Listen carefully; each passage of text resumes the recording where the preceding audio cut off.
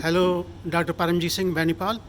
You are the alumnus of Agriculture University of Ludhiana, and you came to Australia about 20 years ago, and you have already done a lot of charitable work in Australia.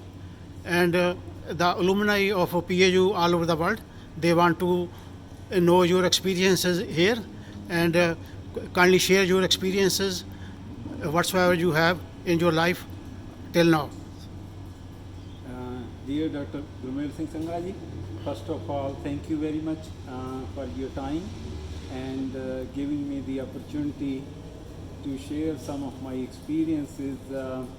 As you mentioned, to start with, from childhood, I will briefly go that I belong to a small village called Malakpur in Ludhiana district, where I did my primary school and high school was done at Government High School, Rawani. In studies, I had very good interest actually when I was, very child in primary school as well. In high school, Rawani, I have scored the first position with a very high marks at that time, 75% marks. And then got admitted to Punjab Agriculture University in a 5-year program. So my batch group is L80. Some of my friends might hear this into this 80 group. From during the BSc, I majored in agronomy. I was gold medalist for the 85 group in agronomy. Then I did my master's.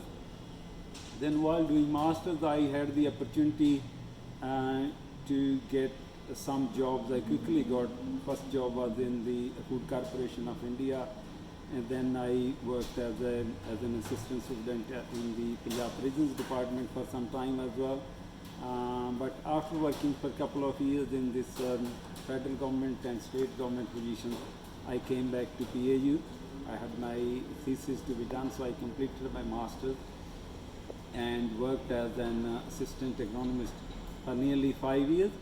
From there, where I got selected under a German academic exchange fellowship called DARD fellowship to do the master's program, in which actually I completed my master's and PhD. This was a record time. In 4 years, I completed 2 degrees. That was a record at University of Bonn. They have published a full report on me with my full photograph in that year when I completed in 1998. So from there, during that period, you know that from PAU there was a lot of migration to Australia and New Zealand and Canada. With my friends, I also just applied. At that time, I didn't have much interest to go overseas after completing my PhD. I had the intention to stay back at PAU and keep working at the department. But somehow the things changed, so we migrated to Australia in late 1998. In that time period, since 1998, I have worked in different jobs. I started working at UWS, University of Western Sydney, and from there I went to Perth actually to work in a salinity project, in a land care project.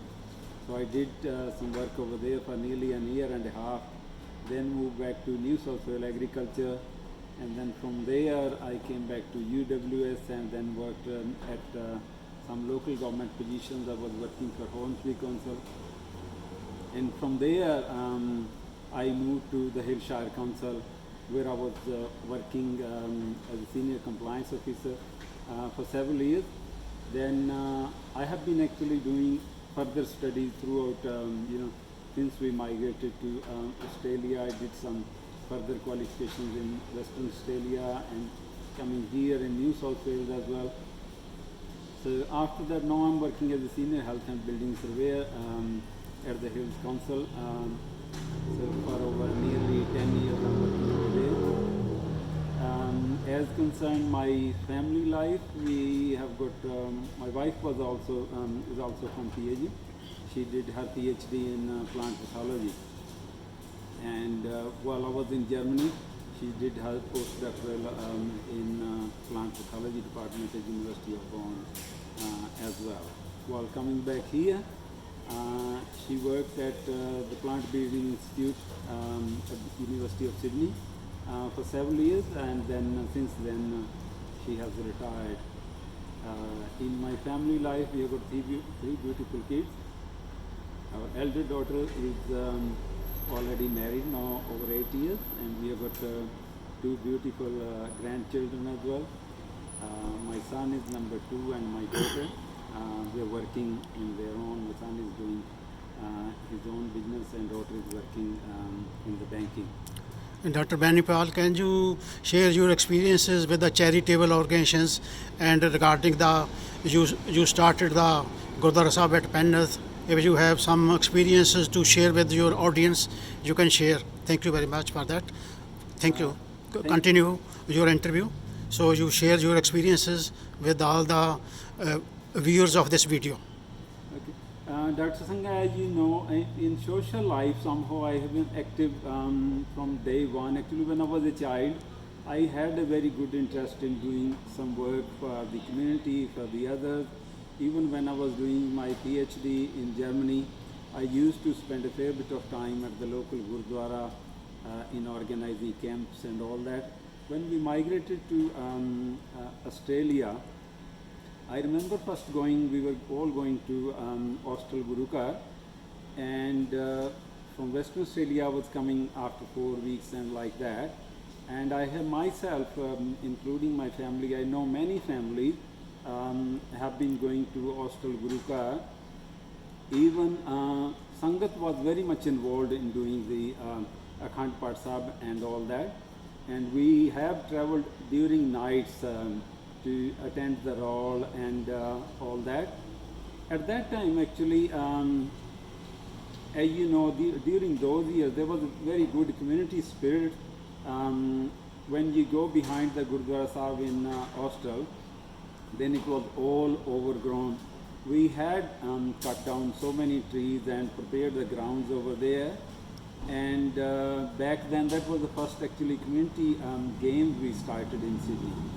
So I remember those days, so many families were involved, people from all over Sydney in different areas. It was a sort of family function that started, that continued several years. But as I mentioned that we were going all the way from Penrith to attend the rolls and other whenever there's a community work call we were going. It was always in the hindsight of my mind that it's nearly 20 to 23 kilometers away. How beautiful it would be if there's a local Gurukar in Penrith, so that when you're thinking of going to Gurdwara and spending a bit of time in peace, you want to go at your own time. So going to Austral as well as coming to Parkley Gurukar, that was a bit of effort. It's nearly 25 kilometers each way. So as you know, these projects don't come suddenly in each day. So a lot of background work was going for so many years in my mind. And then I tried with the community once. The project was knocked back. At that time we were thinking that we are not very old here. We can't raise that much money, and it would be hard to establish a new Gurukar in Penrith. So with that, then I gave a bit of pause, and then after a couple of years we again discussed. As you remember that there were a lot of supporters at that time for the Gurukar, and then there was a lot of opposition as well. But with the dedicated support from the community members, so that project became a success. I first remember that this Gurukar was started on the martyrdom day of Chote Sahibzade. So those memories and all those paperwork is still, I have got those draft papers and everything, how we started and how we were doing in the community halls and all that. Dr. Paramjit, can you tell us something about you are working for voluntary organizations in India, and you are sending some money collected here for those organizations. What are those organizations and how you are contributing to those charity organizations in India? Think. Actually, Dr. Sangha, that was a coincidence as the Penrith Gurukar started working under management, things were running on their own. I was always thinking that we should do, as you remember that when we started the Penrith Gurukar, we were a lot involved in the community work, in tree plantation and blood donation, and the community was very active. But then I have always been thinking of doing something for the others. Actually, back in India, before we started this charity group, as I have done most of my studies on a fellowship. So from day one, I did my bachelor's, master's, and PhD on a fellowship. Even though that was only 100 rupees per month, but that was a big amount. So I had always the vision, because that was giving a great motivation to work harder and to more in the studies. So we have started a small fellowship program in the nearby village. We started from our own village, Malakpur, and then we expanded to few of the nearby villages. And then when I had much time to spend more on this, I wanted to expand it. Then nearly 6 years back, it was actually our 25th marriage anniversary. So that I had a lot of pressure from the family to celebrate, as most of our friends have done it. But I was only interested to do, okay, why to spend money on this function if I can change some of the lives. So that's how this charity group has started. It's called Care One Care All Group. It has got its website, its Facebook page now, and its Instagram page. I request and encourage all the PAU alumni and whoever is watching this video to please go and visit our website and Facebook page. What it does, actually, the concept of Care One was done, how it was done, that when we were thinking of doing work like this, we were thinking that, oh no, this type of work only the larger organization can do. It's not possible for us to do. I gave the concept that, okay, let's care one. If we can care one, then maybe we can request somebody else to care one. So now, with the blessings of Almighty God and with the support of volunteers, as well as there are now so many sponsors are involved, each year we organize a function, we raise a good amount of money. And while I was discussing this matter now when we were at Gurukar, that so far in the last 6 years, we have touched nearly 20,000 lives. When I mean we have touched, that someone could have got, a treatment done at a free dispensary we are running in Anandpur Sahib. Somebody would have got some treatment. We run a free medical camp. Now we have set up a medical van in which the doctor and nurse go to different slum and remote areas to make awareness to the people, to get them checked, and if a medicine is required, they provide the medicine. And apart from that, our other major project is the sewing training centers for the needy girls. So that so far we have trained over 200 girls in that project, and when the girls finish their project, and then we provide them with the sewing machine and some other tools so that they can start their own business. So this is how some of these projects are encouraging the kids to come up.